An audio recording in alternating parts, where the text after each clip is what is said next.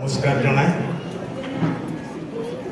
Utkal Baptist मंडली सम्मेलन समस्त मुख्य कर्मकर्तागण पुणी प्रभुकर भक्तदास पाड़क बंधु माने दिकन बंधु माने चालक बंधु माने स्थानीय मंडलीर पाड़क महाशय दिकन बंधुगण एवं समस्त कर्मकर्तागण प्रति समितिर समस्त कर्मकर्ता कर्मकर्तीगण उपस्थित प्रमुख रक्तरे किणा प्रियजन माने मोर पितामाता गुरुजन एवं सान भाई भणी माने आज ये विशेष अवसर ये विशेष समय ये सुंदर सुजोग पाई मो प्रभु को धन्यवाद दिए और आपण मान निकट में कृतज्ञता ज्ञापन करे मु योग्य नुहे ये प्रकार विशेष सभा ठिया हबार निमंते किंतु प्रभु नाम आपण मैंने सुजोग मु निजक धन्य मन करे आपण मान निकट में आंतरिक कृतज्ञता ज्ञापन करुँचे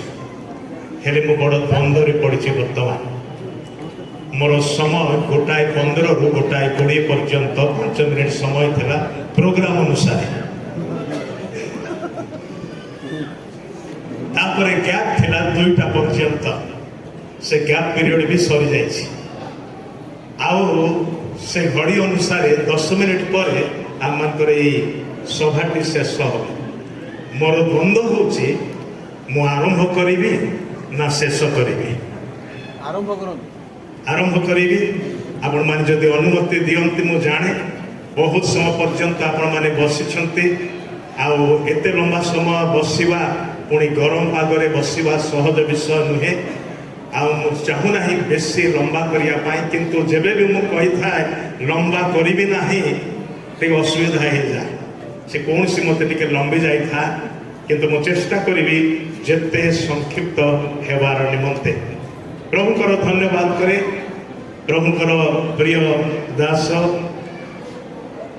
वर्तमान ठारू अवसर प्राप्त दिकन महाशय आचार्य चिरिमिय महापात्र संपर्क रे से मोर मौसा किंतु प्रभुरे से मोर जड़े मेंटर बोली कहले भूल अत्युक्त हम ना मोर परामर्शदाता उपदेष्टा चालक जहाँ किसी कहीपारती तांकर जीवन कथा माने समस्ते शुणिलु अल्प किसी शुणीचु अनेक कथा अपुहा रही जाइए अनेक कथा लेखा जाई पारि नाही जदि लेखा जीव सब गोटी गोटी करी गोटे बड़ पुस्तक निश्चय हम यह मो विश्वास करे सबुठारु बड़ विषय होची जो जीवन गुड़ाक से इम्पैक्ट पकाउछंती प्रभावित करि पारुछंती ख्रीस्तीय जीवन विश्वासीर जीवन एवं विशेष भाव में प्रभुंक ठारे सेवकर जीवन एक प्रभावशाली जीवन अटे आपणकर जीवन मोर जीवन आमे चाहू बा न चाहू आमे विषय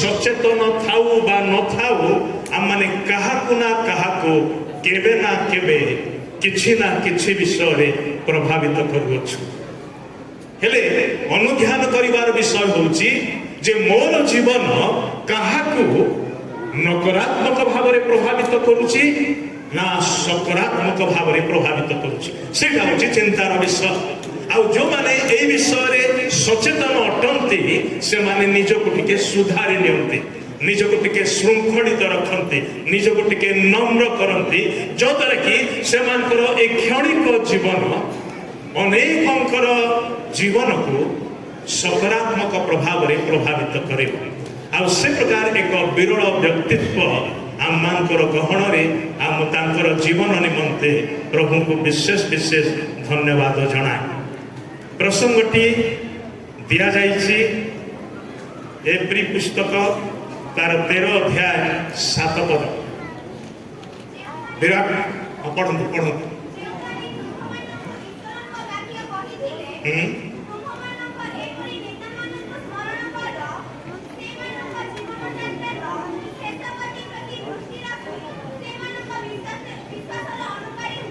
धन्यवाद जो माने तुम्भ मान को ईश्वर वाक्य कही इंग्राजी भाषा रे लिखा जाए those who rule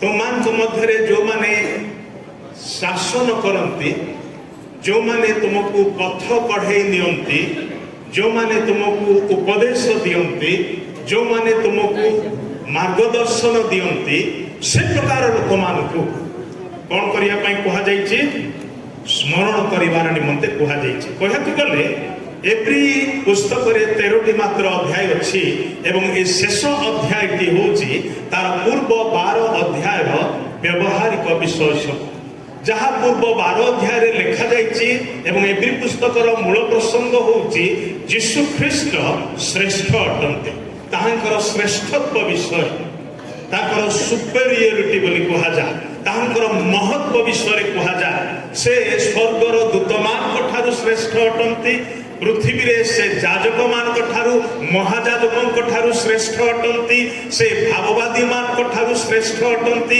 से पुरातन नियम ठारू श्रेष्ठ अटंती से पुरातन नियम रो बलिदान ठारू श्रेष्ठ अटंती ए सब रो तुलना करी करी करी करी लेखक से कहउछंती जे प्रभु यीशु ख्रीष्ट ए समस्त रो ऊर्ध्वरे अछंती एवं तांको विषय से गोटे निर्दिष्ट विषय ए अध्याय जहाँ माने पढ़िलु तार परवर्ती पदरे लिखा जायछि जे अन्य माने जो मानकर विषय तुलना करा गला से मानकर निर्दिष्ट आरंभ अछि एवं शेष अछि किंतु जहाँक विषय लिखा जाउछि ताहांकर आरंभ नाही किंबा शेष नाही এই ক্ষেত্রে সে অন্য সমস্ত ঠারু ভিন্ন অটন্তি সেপাই সে পরবর্তী পদরে লেখা গলা যীশু খ্রিস্ট কেবে ঠারু কালি আজি ও চিরকাল সমান অটন্তি সে চিরকাল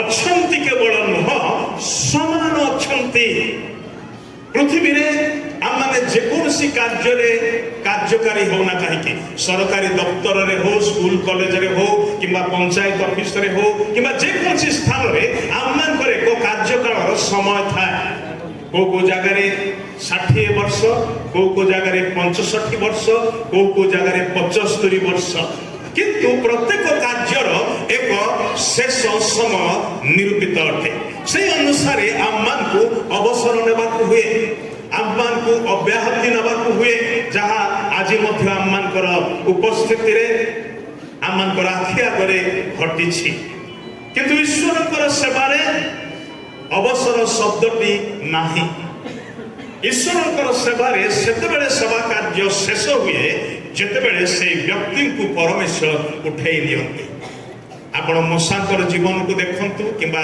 जीवसियोंकर जीवन को देखंतु किंबा अन्य समस्तंकर जीवन को देखंतु प्रेरित मानकर कथा मध्य जदि निया जाय ताहले सेमानकर जीवन काल रे मध्य अवसर शब्द नाही से माने शेष निश्वास त्याग करिवा पर्यंत ईश्वरकर दिया जाइथिबा सेवा कार्य रे ब्रते थिले लागि पड़थिले जेते पर्यंत करि पारुथिले से माने करूथिले आउ मोर ए आशा एवं ए प्रार्थना प्रभुकर दासकर निमंते जे आनुष्ठानिक भाव में अवसर नहीं भल कथा मात्र प्रभुकर सेवार नुहे से प्रभुकर सेवारे हो पारे आहुरी अधिक भाव अधिक व्यापक भाव करने पारे कारण 75 वर्ष बयस से फिट अच्छा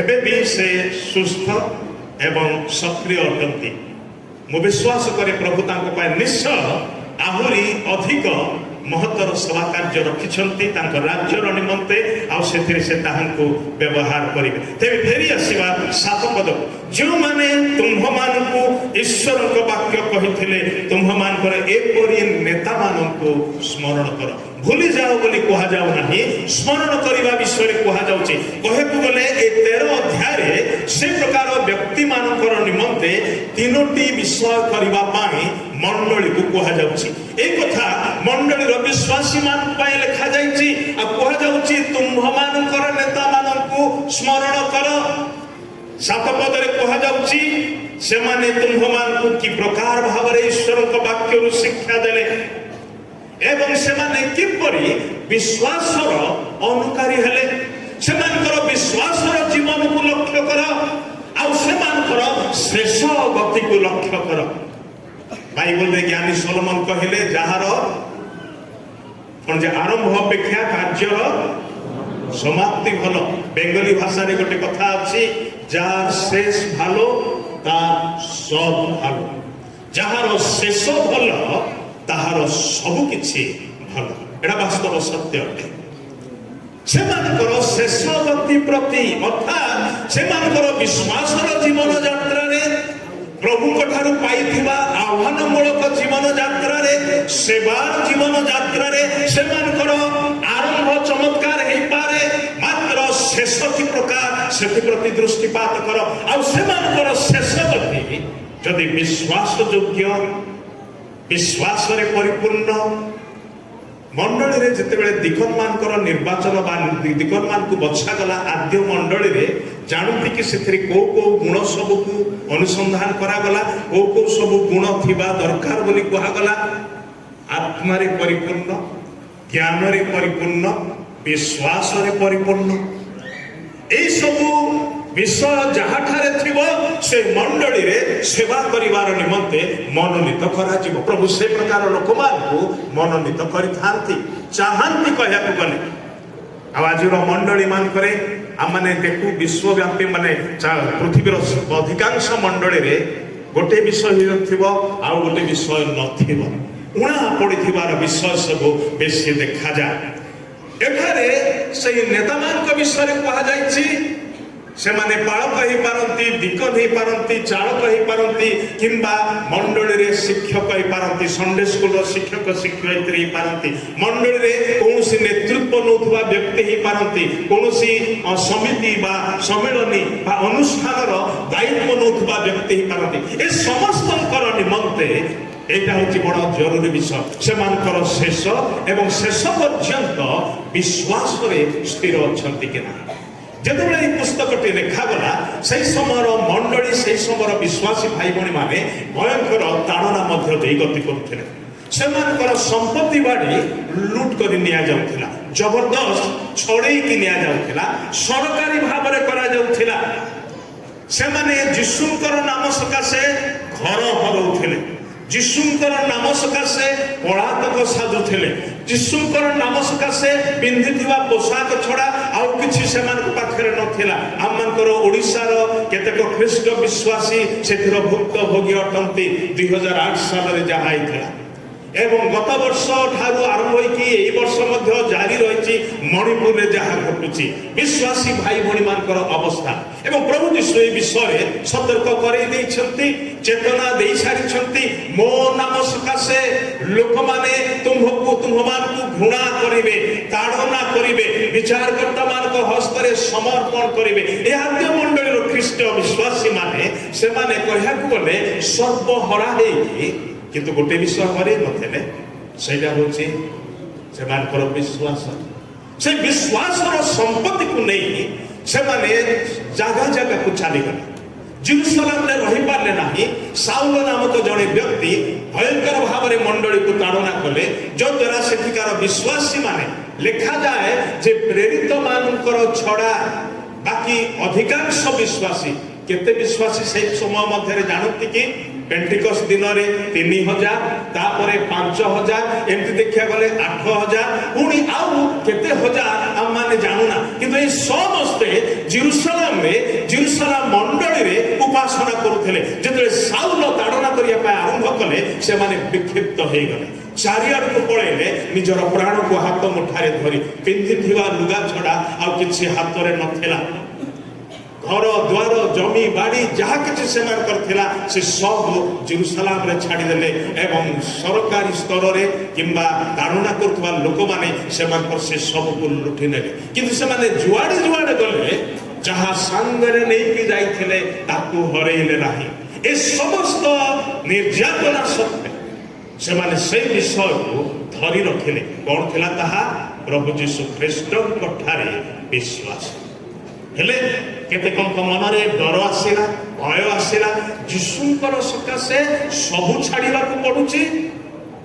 ନା ନା ନା ନା, ଫେରିଗଲେ ଭଲ ହବ। ଆଉ ସେଇ ସମୟରେ ସରକାରୀ ସ୍ତରରେ ସ୍ୱୀକୃତି ପ୍ରାପ୍ତ ଧର୍ମ ହେଉଥିଲା ଜିହୁଦୀ ଧର୍ମ। ଜିହୁଦୀ ମାନଙ୍କର ରେଜିଷ୍ଟ୍ରେଡ ରିଲିଜିୟନ ଥିଲା, ଆଉ ସେମାନଙ୍କ ପାଇଁ ଛାଡ଼ ଥିଲା। ସେଥିପାଇଁ କେତେକ ବିଶ୍ୱାସୀ ମାନେ ଯୋଉମାନେ ଯୀଶୁଙ୍କ ଠାରେ ବିଶ୍ୱାସ କରିବାରୁ ସବୁ କିଛି ହରେଇବାକୁ ବସିଲେ, ସେମାନଙ୍କ ମଧ୍ୟରୁ କେତେକ ଚିନ୍ତା କଲେ, ଭାବିଲେ ଯେ ଆମେ ପୁଣି ଥରେ ଜିହୁଦୀ ଧର୍ମ ମତକୁ ଫେରିଗଲେ ଅନ୍ତତଃ ଆମମାନଙ୍କର ପ୍ରାଣ ବଞ୍ଚିବ, ଜମିବାଡ଼ି ବଞ୍ଚିବ, ଘରଦ୍ୱାର ଅନ୍ତତଃ ସୁରକ୍ଷିତ ରହିଯିବ, ପରିବାରର ଉପକାର ହବ। ଲଜିକାଲି ଚିନ୍ତା କରିବାକୁ ଗଲେ ସେଟା ଭଲ କଥା ବୋଲି ହିଁ କୁହାଯିବ। କେତେକ ଫେରିଗଲେ, ଆଉ କେତେକ ଶିକ୍ଷକ ମାନେ ସେ ମଣ୍ଡଳୀ ମାନଙ୍କରେ ବୁଲି ବୁଲି ପ୍ରଚାର କରୁଥିଲେ ଯେ ଖାଲି ଯୀଶୁଙ୍କ ଠାରେ ବିଶ୍ୱାସ କରିବା ଯଥେଷ୍ଟ ନୁହଁ, ତୁମେ ଆଦ୍ୟ ବିଶ୍ୱାସ ମତକୁ ଫେରି ଆସିବା ଦରକାର। କଣ? ଜିହୁଦୀ ମତକୁ। କାରଣ ତୁମେ ଏଟାକୁ ଛାଡ଼ି ଦେଇକି ଯୀଶୁଙ୍କ ଠାରେ ବିଶ୍ୱାସ କଲେ ତୁମେ ଯାଜକୀୟ ଆଶୀର୍ବାଦରୁ ବଞ୍ଚିତ ହବ, ତୁମେ ବଳିଦାନର ଆଶୀର୍ବାଦରୁ ବଞ୍ଚିତ ହବ, ବିଭିନ୍ନ ବିଷୟ ମୂଷାଙ୍କର ଶିକ୍ଷା ବା ବ୍ୟବସ୍ଥାରୁ ବଞ୍ଚିତ ହବ। ଏ ପ୍ରକାର ପ୍ରଲୋଭନ ସେମାନଙ୍କୁ ଦେଖେଇଲେ, ଉସୁକେଇଲେ। କେତେ ଜଣ ନିଶ୍ଚୟ ଫେରି ଯାଇଥିବେ, କିନ୍ତୁ ଅଧିକାଂଶ ଲୋକ ବିଶ୍ୱାସକୁ ଧରି ରଖିଲେ। ଆଉ ସେମାନଙ୍କ ମଧ୍ୟରେ ଥିଲେ କେତେକ ନେତା। ସେଇ ନେତାମାନଙ୍କ ବିଷୟରେ ଲେଖକ କହୁଛନ୍ତି, ତୁମମାନଙ୍କର ପାଇଁ ତୁମମାନଙ୍କୁ ଯେ ଈଶ୍ୱରଙ୍କର ବାକ୍ୟରୁ ଶିକ୍ଷା ଦଉଥିଲେ ସେମାନଙ୍କୁ ସ୍ମରଣ କର। ସେମାନଙ୍କର ଶେଷ ଗତି ଯଦିବା ଆରାମଦାୟକ ନଥିଲା, ଶେଷ ଅବସ୍ଥା ଯଦିବା କ୍ଲେଶଜନକ ଥିଲା, କଷ୍ଟଦାୟକ ଥିଲା, ଅନେକ ବିଷୟ ହରେଇବାର ବିଷୟ ଥିଲା, ମାତ୍ର ସେମାନେ ଶେଷ ପର୍ଯ୍ୟନ୍ତ ପ୍ରାଣ ଯାଉ ପଛେ ଭ୍ରଷ୍ଟ ନ ଯାଆନ୍ତୁ, ପ୍ରାଣ ଯାଉ ପଛେ ତାହାଙ୍କ ଠାରେ ମୋର ବିଶ୍ୱାସ ଲୋପ ନ ପାଉ, ସେଥିପ୍ରତି ଦୃଷ୍ଟିପାତ କର। ଏବଂ ଲେଖାଯାଉଛି ସେମାନଙ୍କର ବିଶ୍ୱାସର ଅନୁକାରୀ ହୁଅ। ଆଉ ଜାଣନ୍ତି କି ୟାର ଗୋଟିଏ ଅଧ୍ୟାୟ ପୂର୍ବରୁ 11 ଅଧ୍ୟାୟରେ ବିଶ୍ୱାସୀ ମାନଙ୍କର ଗୋଟେ ଲମ୍ବା ତାଲିକା ଦିଆଯାଇଛି। ଯୋଉ ବିଶ୍ୱାସୀ ମାନେ ନିଜର ଦେଶ ଛାଡ଼ିଲେ, ଘର ଛାଡ଼ିଲେ, ଅନେକ ବିଷୟକୁ ପରିତ୍ୟାଗ କଲେ, ଆଉ ସେମାନେ এই প্রতিজ্ঞাত দেশরে প্রবাসী রূপে জীবন কাটিলে, তম্বুবাসী হইকি জীবন কাটিলে। লেখা যায় সেমানে বিশ্বাসর আখিরে ভবিষ্যৎকু দেখুলে, ସେମାନେ ସେଇ ଦେଶକୁ ଅନେଇଲେ ଯୋଉ ଦେଶର ନିର୍ମାତା ସଦାପ୍ରଭୁ ପରମେଶ୍ୱର ଅଟନ୍ତି। ସେମାନେ ସେଇ ନଗରର ଅପେକ୍ଷା କରୁଥିଲେ ଯୋଉ ନଗର କି ପରମେଶ୍ୱର ଏମାନଙ୍କର ନିମନ୍ତେ ତିଆରି କରୁଛନ୍ତି। ସେମାନେ ସେଥିର ଅପେକ୍ଷା କରୁ କରୁ ଯଦି ବା ଜୀବନ କାଳରେ ପ୍ରତିଜ୍ଞାତ ଫଳ ପ୍ରାପ୍ତ ହେଲେ ନାହିଁ, ଅଥଚ ବିଶ୍ୱାସରେ ପ୍ରାଣ ତ୍ୟାଗ କଲେ, ସେମାନଙ୍କ ବିଷୟରେ ଲେଖାଯାଉଛି ଆଉ ସେମାନଙ୍କର ବିଶ୍ୱାସର ଅନୁକାରୀ ହୋ। ସେମାନେ ଯୋଉ ଆଦର୍ଶ ଛାଡ଼ିଗଲେ, ଆଉ ଆଜି ଆମ ଆଖି ଆଗରେ କେତେ ଗୁଡ଼ାଏ ଆଦର୍ଶର ବିଷୟ ଆମମାନେ ନିଜ ଆଖିରେ ଦେଖେ। সেই আদর্শর অনুকারী হবার নিমন্তে আমাকে কুহযাচ্ছে। কেমিতি অনুকারী হবা? পার্শ্বরি গলে নুহে, স্মরণ কলে বলে লেখা যাচ্ছে। 17 পদকু যা। 17 পদরে মন্ডলী এই প্রকার নেতা মানকর নিমন্তে আউ গোটে কার্য করিয়া পাই কুহযাচ্ছে। 17 পদ 13 অধ্যায় 17 পদ। তুম্ভমানকর নেতা মানকর বাধ্য হই সেমানকর বশীভূত হুଅ, কারণ ଯେଉଁମାନଙ୍କୁ ନିକାଶ ଦେବାକୁ ହବ ସେମାନଙ୍କ ସଦୃଶ ସେମାନେ ତୁମ୍ଭମାନଙ୍କ ଆତ୍ମା ସମ୍ବନ୍ଧରେ ପ୍ରହରୀ କର୍ମ କରନ୍ତି, ଯେପରି ସେମାନେ ତାହା ଦୁଃଖରେ ନ କରି ଆନନ୍ଦରେ କରିପାରନ୍ତି। ଦୁଃଖରେ କଲେ ତୁମ୍ଭମାନଙ୍କର କିଛି ଲାଭ ହବ ନାହିଁ। ଭାଇ ଭଉଣୀ ମାନେ, ଗୋଟି ଗୋଟି ଶବ୍ଦ ଗୁରୁତ୍ୱପୂର୍ଣ୍ଣ ଅଟେ। ଯେଉଁମାନେ ଆମ ଆଗରେ ଥିଲେ ଏବଂ ଯାଇଛନ୍ତି, ଆମ ପାଖରେ ନାହାନ୍ତି, ସେମାନଙ୍କର ବିଶ୍ୱାସର ଅନୁକାରୀ ହୁଅ, ସେମାନଙ୍କୁ ସ୍ମରଣ କର। ଏବେ ଯେଉଁମାନେ ଅଛନ୍ତି ସେମାନଙ୍କର ଆଜ୍ଞାବହ ହେଇ ବଶୀଭୂତ ହୁଅ।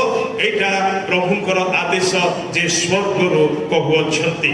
ସେମାନଙ୍କର ବଶୀଭୂତ ହୁଅ। କାହିଁକି? କାହିଁକି ନେତାମାନଙ୍କୁ ସ୍ମରଣ କରିବୁ? କାହିଁକି ନେତାମାନଙ୍କର ବଶୀଭୂତ ହବୁ? କାରଣ ସେମାନେ ଆମମାନଙ୍କର ନିମନ୍ତେ ଈଶ୍ୱରଙ୍କ ଦ୍ୱାରା ନିଯୁକ୍ତି ପ୍ରାପ୍ତ ପ୍ରହରୀ ଅଟନ୍ତି। ସେମାନେ ପ୍ରହରୀର କାର୍ଯ୍ୟ କରୁଅଛନ୍ତି ଆଉ ଆମମାନଙ୍କର ପ୍ରତ୍ୟେକ ଜଣଙ୍କର ପ୍ରାଣ ନିମନ୍ତେ ଆତ୍ମାର ନିମନ୍ତେ ସେମାନଙ୍କୁ ଈଶ୍ୱରଙ୍କ ନିକଟରେ ହିସାବ ଦେବାକୁ ପଡ଼ିବ। ଦିନେ ପରମେଶ୍ୱର ସେମାନଙ୍କୁ ପଚାରିବେ, ଏଇ ମଣ୍ଡଳୀରେ ଏତେ ବିଶ୍ୱାସୀଙ୍କର ଦାୟିତ୍ୱ ମୁଁ ତୋ ହାତରେ ନ୍ୟସ୍ତ କରିଥିଲି, ସେଇ ପ୍ରତିଟି ପ୍ରାଣର ରକ୍ଷା କି ପ୍ରକାର କରିଅଛ ତୁମେ, ତାର ହିସାବ ମତେ ଦିଅ। ଭାଇ ଭଉଣୀ ମାନେ, ପ୍ରଭୁଙ୍କର ସେବକ ହବା এটা যেତିକି ସହଜ ସାଧାରଣ ପରି ଆଖି ଆଗରେ ଦେଖାଯାଉଛି ସେତିକି ନୁହେଁ। ଏଟା ସବୁଠାରୁ କଠିନ କାର୍ଯ୍ୟ, ପ୍ରହରୀର କାର୍ଯ୍ୟ ବୋଲି କୁହାଗଲା। ଅର୍ଥାତ୍ ଦିନ କି ରାତି ଆଖିର ପତା ପଡ଼ିବ ନାହିଁ, ଆଖିରୁ ଲୁହ ଝରିବ। ଆପଣ ପ୍ରତ୍ୟେକଙ୍କର ପ୍ରାଣ ନିମନ୍ତେ, ପ୍ରତ୍ୟେକଙ୍କର ଆତ୍ମାର ନିମନ୍ତେ ସୁରକ୍ଷା, ଅନନ୍ତକାଳୀନ ସୁରକ୍ଷାର ନିମନ୍ତେ ଈଶ୍ୱରଙ୍କ ଠାରୁ ସାହାଯ୍ୟ ମାଗିବେ ଏବଂ ସେମାନଙ୍କର ଯତ୍ନ ନେବେ। ଏଟା ସହଜ କାର୍ଯ୍ୟ ନୁହେଁ। ସେଥିପାଇଁ ତ ପ୍ରଭୁ କହିଲେ, ମୋର ରାଜ୍ୟରେ ଯେଉଁମାନେ ପ୍ରଧାନ ହେବାକୁ ଇଚ୍ଛା କରନ୍ତି ସେମାନେ ସମସ୍ତଙ୍କର କ'ଣ ହୁଅନ୍ତୁ? ଦାସ ହୁଅନ୍ତୁ। ଈଶ୍ୱରଙ୍କର ରାଜ୍ୟରେ ପ୍ରଧାନ ହେବା ପାଇଁ ଇଚ୍ଛା ହେଲେ ସେଟା ତଳୁ ଆରମ୍ଭ ହୁଏ, ଉପରୁ ନୁହେଁ। ଏକ ଗୁରୁ ଦାୟିତ୍ୱ ଅଛି। ବିଶ୍ୱାସୀ ଭାଇ ଭଉଣୀ ଭାବରେ, ମଣ୍ଡଳୀର ସଭ୍ୟ ଭାବରେ ଆମମାନେ ସେମାନଙ୍କର ବାଧ୍ୟ ହେବା ଏବଂ ଲେଖାଯାଉଛି ବଶୀଭୂତ ହେବା। ଦୁଇଟି ଶବ୍ଦ ବ୍ୟବହାର କରାଯାଉଛି। ବାଧ୍ୟ ହେବା ଅର୍ଥାତ୍ ଆଜ୍ଞାବହ ହେବା, ବଶୀଭୂତ ହେଉଛି କଣ୍ଟିନ୍ୟୁ କରିବା। ଆଜ୍ଞାବହତାରେ ନିରବଚ୍ଛିନ୍ନ ଭାବରେ ଲାଗି ରହିବା, ନିରନ୍ତର ଲାଗି ରହିବା। କାରଣ ଏମାନଙ୍କର ଦାୟିତ୍ୱ ବହୁତ ବଡ଼ ଏବଂ ଏଟା କେମିତି କରିବା? କୁଣ୍ଠିତ ହେଇକି ନୁହେଁ। ଲେଖାଯାଉଛି, ତମେ କୁଣ୍ଠିତ ହେଇକି ଆଜ୍ଞାବହ ହେଲେ ତମର କିଛି ଲାଭ ହବ ନାହିଁ। ଯଦି ସେମାନେ କୁଣ୍ଠିତ ହେଇକି କରିବେ, ଯଦି ସେମାନେ କହିବେ ଏମାନଙ୍କୁ ଯେତେ ପ୍ରେମରେ ବୁଝେଇଲେ ମଧ୍ୟ ବୁଝୁନାହାନ୍ତି, ଶୁଣୁନାହାନ୍ତି, ଯଦି ଏହି ପ୍ରକାର ଚିନ୍ତାଧାରା ସେମାନଙ୍କ ମନରେ ଆସିବ, ତାହେଲେ ଆମମାନଙ୍କ ପାଇଁ ଆଶୀର୍ବାଦ ନାହିଁ। ଆମେ ପାଉଥିବା ଆଶୀର୍ବାଦ ହାତରୁ ଖସି ଚାଲିଯିବ। ସମୟ ସରି ଆସୁଛି। ମୁଁ ଆଉ ଗୋଟିଏ ପଦ ପଢ଼ିକି ଶେଷ କରିବି। 24 ପଦ। ତୁମ୍ଭମାନଙ୍କର ସମସ୍ତ ନେତା ଓ ସାଧୁ ସମସ୍ତଙ୍କୁ ନମସ୍କାର ଜଣାଅ। ଧନ୍ୟବାଦ। ଏଥିରେ ଲେଖାଯାଉଛି, ଗୋଟେ ତର୍ଜମାରେ ଲେଖା ଅଛି ସାଲ୍ୟୁଟ ଦେମ୍। ନମସ୍କାର ଖାଲି ନୁହେଁ, ସାଲ୍ୟୁଟ ଦେମ୍। ତାର ଅର୍ଥ ସମ୍ମାନର ସହିତ ଆମମାନଙ୍କର ନେତାମାନଙ୍କୁ ସ୍ମରଣ କରିବୁ, ଆମମାନଙ୍କର ନେତାମାନଙ୍କର ଆଜ୍ଞାବହ ହେଇକି ବଶୀଭୂତ ହେବୁ ଏବଂ ଆମମାନଙ୍କର ନେତାମାନଙ୍କୁ ସାଲ୍ୟୁଟ ମାରିବୁ। କୋଉମାନଙ୍କୁ ସାଲ୍ୟୁଟ କରାଯାଏ? ଯେଉଁମାନେ ସମ୍ମାନର ଯୋଗ୍ୟ ଅଟନ୍ତି, ଯେଉଁମାନଙ୍କର ଗୁଣ ଚରିତ୍ର ସେଇ ସ୍ତରରେ ଅଛି, ଆଉ ସେମାନଙ୍କର ନିମନ୍ତେ ଆପେ ଆପେ ହାତ ଆମମାନଙ୍କର କପାଳରେ ଲାଗିଯିବ। ସାଲ୍ୟୁଟ। ମୁଁ ତୁମକୁ ସାଲ୍ୟୁଟ କରୁଛି, ମୁଁ ତୁମକୁ ଅଭିବାଦନ ଜଣାଉଛି, ମୁଁ ତୁମର ପ୍ରଶଂସା କରୁଛି, ଆପ୍ରିସିଏଟ କରୁଛି। এই ଶେଷ ଅଧ୍ୟାୟରେ ଏ ତିନୋଟି ଗୁରୁତ୍ୱପୂର୍ଣ୍ଣ ବିଷୟ କରିବା ପାଇଁ ମଣ୍ଡଳୀର ବିଶ୍ୱାସିନୀ ଭାଇ ଭଉଣୀ ମାନଙ୍କୁ ଏ ପୁସ୍ତକର ଲେଖକ ଲେଖିଲେ। କିନ୍ତୁ ଶେଷରେ ପାଉଲଙ୍କର ଜୀବନକୁ ଟିକେ ଆଣିକି ମୁଁ କହିବା ପାଇଁ ଚାହେଁ। ଯେତେବେଳେ ସେ ଏଫେସୀ ମଣ୍ଡଳୀର ଲୋକମାନଙ୍କ ଠାରୁ ବିଦାୟ ନେଇକି ଗଲେ, ଗୋଟିଏ କଥା କହିଲେ ଯେ ମୁଁ ଆଉ ଥରେ ତୁମର ମୁହଁ ହୁଏତ ଦେଖିପାରିବି ନ ପାରିବି। ତାପରେ ସେ ରୋମକୁ ଛାଡ଼ିଗଲେ। ରୋମରେ ତାହାଙ୍କର ବିଚାର ହେଉଛି, ଆଉ ସେ ବନ୍ଦୀ ଗୃହରେ ଅଛନ୍ତି। ବନ୍ଦୀ ଗୃହରେ ଥିବାବେଳେ ତାଙ୍କର ଶେଷ ପୁସ୍ତକକୁ ସେ ଲେଖୁଛନ୍ତି, ଯାହା କିଛି ସମୟ ଆଗରୁ ପଢ଼ାଯାଇଥିଲା। 2 ତିମୋଥୀ ତାର 4 ଅଧ୍ୟାୟ 6 ପଦ, 7 ପଦ ଆଉ 8 ପଦ। ହଁ ହଁ ହଁ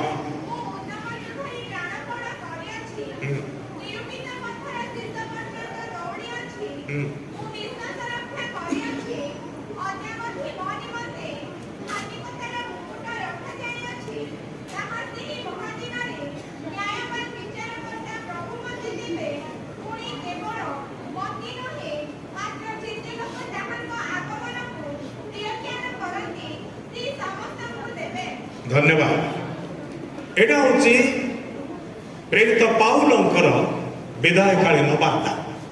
शेष लेखा से जेलरू लेखुंट एवं से तांकर प्रिय पुत्र विश्वास पुत्र तिमोथी को पठेवा जाउछंती।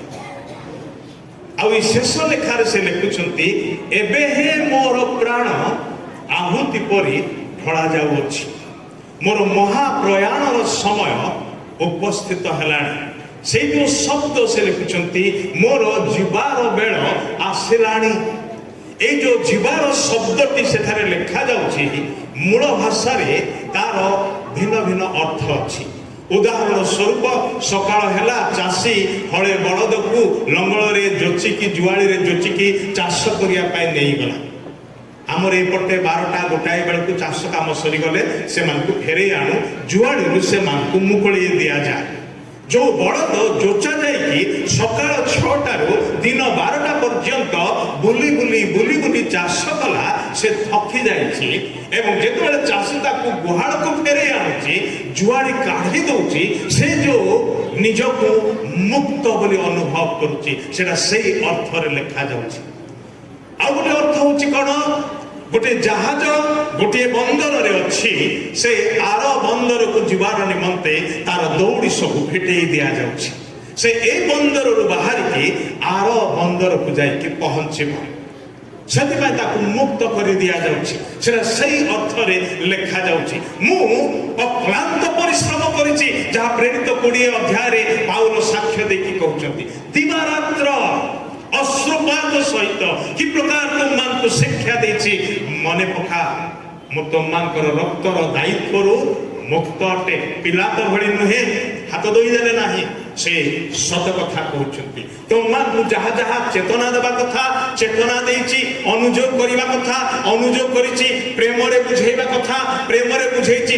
ଯାହା ମୋର କରିବା କର୍ତ୍ତବ୍ୟ ମୁଁ ଏ ସବୁ ବିଶ୍ୱସ୍ତ ଭାବରେ କରିଅଛି। ଏଣିକି ଯେହେତୁ ଆଉ ଥରେ ସୁଯୋଗ ପାଇବି ନାହିଁ ତାହା କରିବା ପାଇଁ ମୁଁ ସେଥିପାଇଁ ଏ କଥା କହୁଛି। ସେ ସେୟା କହିଲେ ମୋର ଯିବାର ବେଳ ଆସିଗଲାଣି କିନ୍ତୁ ପହଞ୍ଚିବି କୋଉଠି ଆର କୋଳରେ। ମୋ ଉପରେ ଆଉ କୌଣସି ଭାର ରହିବ ନାହିଁ। ଯେତେବେଳେ ଯାଇକି ପହଞ୍ଚିବି ସେଠାରେ ସେଠାରେ କିଏ ଠିଆ ହେଇଥିବେ କାହାକୁ ଦେଖିବି? ଯୋଉ ପ୍ରଭୁଙ୍କର ମୁଁ ସେବା କରି କରି ଆସିଛି ସେଇ ପ୍ରଭୁ ଠିଆ ହେଇଥିବେ। ଆଉ ଖାଲି ହାତରେ ନୁହେଁ, ତାଙ୍କ ହାତରେ ଗୋଟେ ମୁକୁଟ ଥିବ। ସେଇ ମୁକୁଟ ସେ ମମସ୍ତ କରିଦେବେ। ଆଉ କେବଳ ମତେ ହିଁ ନୁହେଁ, ଯେତେ ଲୋକ ତାହାଙ୍କର ସେଇ ଆଗମନକୁ ପ୍ରିୟ ଜ୍ଞାନ କରନ୍ତି ସେଇ ସମସ୍ତଙ୍କୁ ଦେବେ। ଭାଇ ଭଉଣୀ ମାନେ ସେବାର ଜୀବନ এই পৃথিবী পৃষ্ঠରେ କ୍ରାନ୍ତିକାରୀ ହେଇପାରେ। ସେବାର ଜୀବନ এই ପୃଥିବୀ ମଧ୍ୟରେ ଅତ୍ୟଧିକ ପରିଶ୍ରମର ବିଷୟ ହେଇପାରେ। ସେବାର ଜୀବନ এই ପୃଥିବୀ ମଧ୍ୟରେ ତ୍ୟାଗର ଜୀବନ ହେଇପାରେ, ବଳିଦାନର ଜୀବନ ହେଇପାରେ। निराश निरुत्साह हताशा ए सब गोटे भाई भणी भाव आसिक जड़ित हो जाते जड़े सेवक बा सेविकार जीवन में। मात्र ए सब आमको से मुकुट रोकी पार ना आम ए कूल विदाय ने से कूल पहुंचबू आठारे आम प्रभु खाली हाथ में नहाते से ठिया जड़े रुग्ण हो शरीर विशिष्ट मनुष्य भितर गुंफा स्वरूप एक कारागार भितर बंधाई अच्छे हाथ में शिंकुड़ी बंधा एवं दुई पाखरे दुई जन सैनिकों हाथ सहित बंधाई गोड़े हरिकाठ लगी शेष चिठी से लिखुंट निज हाथ में से लिखुना सांगे जो लुक किंबा जो शिला कि जड़े अच्छा लिखबार से डिक्टेट कर से कहते से माने लिखुंट शेष यही धाड़ी सब लिखला बेले से कहते मु निरूपित पथर को जाए शेष पर्यंत दौड़ी अच्छी मो प्रभु जीशु से दमसेक पथरे जो निर्धारण करथिले साउल आज ठारू ए मुहूर्त ठारू तोर गोटे निरूपित पथ अच्छी तू से शेष पर्यंत दौड़ी तते दौड़वा कह पाउल दौड़े लुस्त्रा रे जतबेले ताहाकू पत्थर पकेकी मारी दिया गला एवं से मरीगले बोली भाविकी तांकू नगर बाहर नहीं कि बिलरे पकई दिया गला सेतबेले शिष्य माने सुनिले एवं से माने खोजी खोजी आसिले पाउल जोठे पढ़िछंती ମଲା ପ୍ରାୟ ତାର ଚାରିଆଡେ ଘେରିକି ସେମାନେ ପ୍ରାର୍ଥନା କଲେ। ହଠାତ୍ ତାଙ୍କର ଜୀବନ ଫେରି ଆସିଛି। ସେ ଉଠିଲେ ଆଉ ପଚାରୁଛନ୍ତି ମୁଁ ଏଇଠି କୋଉଠି ଅଛି? ସେମାନେ ସବୁ କଥା କହିଲେ କଣ ହେଇଛି ତାଙ୍କ ପ୍ରତି। ସେ ପୁଣି ଉଠିଲେ, ସେଇଠୁ ଚାଲିଲେ ସେଇ ଛକକୁ ଯୋଉ ଛକରେ ପ୍ରସ୍ତରାଘାତ ସହିଥିଲେ, ସେଠିକି ଯାଇ ପ୍ରଚାର କଲେ ସେ ହେଉଛନ୍ତି ସେହି ପାଉଲ, ଯିଏକି ତାହାଙ୍କର ସାକ୍ଷ୍ୟ ଦେଇକି କରନ୍ତି ପତ୍ରରେ ଲେଖନ୍ତି, ଦିବାରାତ୍ର ଅଗାଧ ଜଳରେ, ଅନେକ ଥର ଉପବାସରେ, ବିପଦରେ, ବନ୍ଦିଶାଳାରେ, ନାନା ପ୍ରକାର କ୍ଲେଶରେ, ଏବଂ ସବୁଠାରୁ ଗୋଟିଏ ବିଷୟ ମୋର ମନକୁ ଘାରି ପକାଉଛି, ତାହା ହଉଛି ମଣ୍ଡଳୀ ଗୁଡ଼ିକ ବିଷୟକ ଚିନ୍ତା। ମୋର କ୍ଲେଶ ଯେତିକି ମତେ ବାଧୁ ନାହିଁ, ଏ ଯନ୍ତ୍ରଣା ଯେତିକି ମୋ ପାଇଁ କଷ୍ଟଦାୟକ ନୁହେଁ, ତାଠାରୁ ଅଧିକ କଷ୍ଟଦାୟକ ମଣ୍ଡଳୀ ବିଷୟକ ଚିନ୍ତା। କାରଣ ମୋ ଉତ୍ତାରେ ଦୁରନ୍ତ ବାଘ ସବୁ ଆସୁଅଛନ୍ତି। ସେମାନେ ମଣ୍ଡଳୀର ମେଷଗଣକୁ ଛିନ୍ନ ଭିନ୍ନ କରିବା ପାଇଁ ଉଦ୍ୟତ, ଗ୍ରାସିବା ପାଇଁ ଉଦ୍ୟତ ଅଟନ୍ତି। ମୁଁ ସେଇଥିପାଇଁ ବହୁତ ଚିନ୍ତିତ ଅଟେ ଯେ ଏ ବର୍ଷର ପରିଶ୍ରମ କଣ ପାଣିର ଫୋଟକା ପରି ନଷ୍ଟ ହେଇଯିବ କି, ଉଭେଇଯିବ କି, ସେଇ ବିଷୟକ ଚିନ୍ତା ମତେ ଖାଉଛି। ଅଥଚ ମୋ ନିର୍ଦ୍ଧାରିତ ପଥର ଶେଷ ପର୍ଯ୍ୟନ୍ତ ଦୌଡ଼ିଛି। ଆଉ ଏଇ ବାଟରେ ଦୌଡୁ ଦୌଡୁ, ଏହା ଏକ ସଂଘର୍ଷର ଦୌଡ଼ ଥିଲା। ମୁଁ ବିଶ୍ୱାସର ଉତ୍ତମ ଯୁଦ୍ଧରେ କଣ କରିଅଛି? ପ୍ରାଣପଣ କରିଅଛି। ଆମେ କେବେ ଆମର ବିଶ୍ୱାସର ଜୀବନ ପାଇଁ ପ୍ରାଣପଣ କରିଛୁ? କେବେ ଆମମାନଙ୍କର ବିଶ୍ୱାସର ସକାଶେ ସଂଘର୍ଷ କରିଛୁ? କିନ୍ତୁ ପାଉଲ କହୁଛନ୍ତି ମୁଁ ଏ ସବୁ ସଂଘର୍ଷ ମଧ୍ୟରେ, ଏହା ଏକ ଯୁଦ୍ଧ, ଆଉ ହାଲକା ଯୁଦ୍ଧ ନାହିଁ, a good fight, fight of faith, ଏକ ଉତ୍ତମ ଯୁଦ୍ଧ। ଅର୍ଥାତ୍ ଉତ୍ତମ ମାନେ ଆରାମଦାୟକ, ଭଲ ସେଟା ନୁହେଁ, ମାନେ ରିଅଲ ଫାଇଟ୍, ଯୋଉଠିକି ପ୍ରାଣ ଚାଲିଯିବ ସେ ପ୍ରକାର। ଯେମିତି କଥାରେ କହନ୍ତି ନାହିଁ କି, ମାର ନହେଲେ ମର, କୋଉଟା ହେଲେ ଗୋଟେ ହବ। ଯୁଦ୍ଧରେ ସେଇ ଦିଟାରୁ ଗୋଟେ ହୁଏ। ଆଇଦର ତମେ ମାରି ମାରିକି ଯିବ, ବିଜୟ ଲାଭ କରିବ, କିମ୍ବା କାହାର ଗୋଟେ ଚୋଟରେ ମରିଯିବ। ମାର ନହେଲେ ମର, ସେଇଟା ଥିଲା ତାଙ୍କର ଅବସ୍ଥା। ସେ କହୁଛନ୍ତି ମୁଁ ଏସବୁ ଯୁଦ୍ଧ ମଧ୍ୟରେ, ଏସବୁ ସଂଘର୍ଷ ମଧ୍ୟରେ ମୁଁ ସେ ବିଶ୍ୱାସ, ଯୋଉ ବିଶ୍ୱାସ ପ୍ରଭୁ ମତେ ଦେଇଛନ୍ତି, ତାକୁ ରଖିଅଛି, ତାକୁ ଶେଷ ପର୍ଯ୍ୟନ୍ତ ଧରି ରଖିଛି। ଆଉ ଗୋଟେ ପଦ କଣ କହିଲେ ସେ? ମୁଁ ନିରୂପିତ ପଥର ଶେଷ ପର୍ଯ୍ୟନ୍ତ ଦୌଡ଼ିଅଛି, ମୁଁ ବିଶ୍ୱାସ ରକ୍ଷା କରିଅଛି, ଏବଂ ଉତ୍ତମ ଯୁଦ୍ଧରେ ପ୍ରାଣପଣ କରିଅଛି। ଖ୍ରୀଷ୍ଟୀୟ ନେତୃତ୍ୱ, ଖ୍ରୀଷ୍ଟୀୟ ସେବକ ଏଇ ବିଷୟର ନିମନ୍ତେ ଆହ୍ୱାନ ପ୍ରାପ୍ତ ଅଟେ। ଆଉ ପାଉଲ ଆମମାନ ପାଇଁ ଜଣେ ଆଦର୍ଶ ଅଟନ୍ତି। କ୍ଲେଶ ସହ୍ୟ କରିକି, ସବୁ କିଛି ସ୍ୱୀକାର କରିକି, ବଳି ଉତ୍ସର୍ଗ କରି ବା ନିଜକୁ ବଳିଦାନ ଦେଇକି ସେଇ କାର୍ଯ୍ୟ କରୁଛନ୍ତି। ତାଙ୍କର ଆଉ ଗୋଟିଏ ସାକ୍ଷ୍ୟ ହଉଛି, ଖ୍ରୀଷ୍ଟଙ୍କର ଅବଶିଷ୍ଟ କ୍ଷତଦାଗ ମୁଁ ନିଜ ଶରୀରରେ ଧାରଣ କରି ପ୍ରଚାର କରୁଅଛି। ତାଙ୍କ ଶରୀରରେ ଏମିତି ଗୋଟିଏ ଜାଗା ନଥିଲା ଯୋଉଠି ଘାର ଚିହ୍ନ ନଥିଲା। ସେ ଅନେକ ଥର ବେତ୍ରାଘାତ, କରୁଣାର ପ୍ରହାର ଏବଂ ପ୍ରସ୍ତରାଘାତ, ଯୋଉ ପ୍ରକାର ଭାବରେ ସ୍ତିଫାନ ପ୍ରସ୍ତରାଘାତରେ ମଲେ, ପାଉଲ ମରିବା କଥା। ଅନେକେ କହନ୍ତି ଯେ ସେ ପ୍ରକୃତରେ ମଲେ, କିନ୍ତୁ ପୁନର୍ଜୀବନ ପାଇକି ଉଠିଲେ ବୋଲିକି କୁହାଯାଏ। ସେ ଯାହା ବି ହଉ, କିନ୍ତୁ ଯୋଉ ଜୀବନ ନେଇକି ସେ ବଞ୍ଚିଲେ, ତାଙ୍କର ଶରୀର ସାରା କ୍ଷତ ଥିଲା। ଯେତେବେଳେ ସେ ଯୀଶୁଙ୍କର ଦର୍ଶନ ପାଇଲେ ଦମସ୍କ ପଥରେ, ତାଙ୍କର ଆଖି ଦୃଷ୍ଟି ଶକ୍ତି ହରେଇଲା, ପୂର୍ବ ପରି ସେ ସ୍ପଷ୍ଟ ଦେଖିପାରିଲେ ନାହିଁ। ସେଥିପାଇଁ ସେ ଲେଖିଲେ ଯେ ଦେଖ ମୁଁ କେତେ ବଡ଼ ବଡ଼ ଅକ୍ଷରରେ ମୁଁ ଦସ୍ତଖତ କରିଅଛି, ମୋର ନାଁ ଲେଖିଅଛି। ଯୋଉମାନଙ୍କୁ ଭଲ ଦେଖାଯାଏ ନାହିଁ, ସେମାନେ ବଡ଼ ବଡ଼ ଅକ୍ଷରରେ ଲେଖନ୍ତି। ପାଉଲ ତାଙ୍କର ବିଦାୟକାଳୀନ ବାର୍ତ୍ତା ହଉଛି ଏହା, ମୁଁ ବିଶ୍ୱାସ ରକ୍ଷା କରିଅଛି, ନିରୂପିତ ପଥର ଶେଷ ପର୍ଯ୍ୟନ୍ତ ଦୌଡ଼ିଅଛି, ମୁଁ ଉତ୍ତମ ଯୁଦ୍ଧରେ ପ୍ରାଣପଣ କରିଅଛି। କୁହାଯାଏ ଯେ ଯେତେବେଳେ ସେ ଚିଠିଟି ଲେଖି ସାରିଲେ, ଯେ ଲେଖିଲେ ତାଙ୍କ ହାତରେ ବଢ଼େଇ ଦେଇ କହିଲେ ଏଇଟା ଦୟାକରି ତିମୋଥି ପାଖରେ ପହଞ୍ଚେଇ ଦେବ। ଆଉ ସେତିକି ବେଳକୁ କବାଟ ଖୋଲିବାର ଶବ୍ଦ, ତାଲା ଫିଟେଇବାର ଶବ୍ଦ ଶୁଭିଲା। ସେ ଜାଣିପାରିଲେ ଯେ ସୈନିକ ମାନେ ଆସୁଛନ୍ତି। ଆଉ ସତକୁ ସତ ସୈନିକ ମାନେ ଆସିଲେ। ଆଉ ପାଉଲକୁ କହିଲେ ପାଉଲ ତମର ସମୟ ସରିଗଲା ଉଠ। ଆଉ ପାଉଲ ଉଠିଲେ ତାଙ୍କର ଶିଙ୍କୁଳି ସେ ହରିକାଠ ବାହାର କରି ଦିଆଗଲା। ଆଉ ଶିଙ୍କୁଳିରେ ଯୋଉ ହାତ ବନ୍ଧା ଅବସ୍ଥାରେ ତାଙ୍କୁ ନିଆଗଲା କୋଉଠିକି ଗବା ନଦୀ କୂଳକୁ। ଆଉ ସେଠାରେ ତାଙ୍କର ମସ୍ତକକୁ ଛେଦନ କରାଯିବ। ତମ ପାଇଁ ଏ ହେଉଛି ଆଦେଶ ଯେ ତୁମର ମସ୍ତକ ଛେଦନ କରାଯିବ।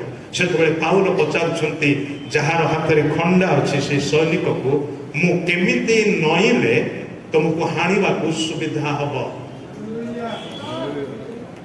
ସେ ସୈନିକ ଶୁଣି ଅବାକ ହେଇଛି, ଇଏ କି ପ୍ରକାର ଲୋକ, ମରିବାକୁ ଡରୁ ନାହିଁ। ସେ କହୁଛି ମୁଁ କେମିତି ଭାବରେ ନଇଁଲି, କେତେ ନଇଁଲେ ତମକୁ ହାଣିବାକୁ ସୁବିଧା ହବ। ଆଉ ସେ ନଇଁ ପଡ଼ିଲେ। ଦ୍ୱିତୀୟ ଚୋଟ ଦରକାର ପଡ଼ିଲା ନାହିଁ। ଗୋଟିଏ ଚୋଟରେ ମୁଣ୍ଡ ଗଣ୍ଡି ଅଲଗା ହେଇଗଲା। ଯୋଉ ପର୍ଯ୍ୟନ୍ତ ପ୍ରାଣ ସୁଖ ସୁଖ ହଉଛି ସେତିକି ପର୍ଯ୍ୟନ୍ତ ଖାଲି ଛାଟି ପିଟି ହେଲା। କିନ୍ତୁ ଯୋଉ ମୁହୂର୍ତ୍ତରେ ମୁଣ୍ଡ ଗଣ୍ଡି ଅଲଗା ହେଇଗଲା ପାଉଲ ସେଠାରେ ନାହାନ୍ତି। ସେ ସିଧାସଳଖ ଉପରେ ଯୋଉ ପ୍ରଭୁ ମୁକୁଟ ଧରି ତାହାଙ୍କୁ ଅପେକ୍ଷା କରିଛନ୍ତି ସ୍ୱାଗତ କରିବାର ନିମନ୍ତେ। ବେଶ ଉତ୍ତମ ଓ ବିଶ୍ୱସ୍ତ ଦାସ, ତୁମେ ଶେଷ ପର୍ଯ୍ୟନ୍ତ ବିଶ୍ୱସ୍ତ ରହିଲ। ଜୀବନର ମୁକୁଟ ତମ ପାଇଁ। ପ୍ରଭୁ ଆମମାନଙ୍କୁ ଆଶୀର୍ବାଦ କରନ୍ତୁ।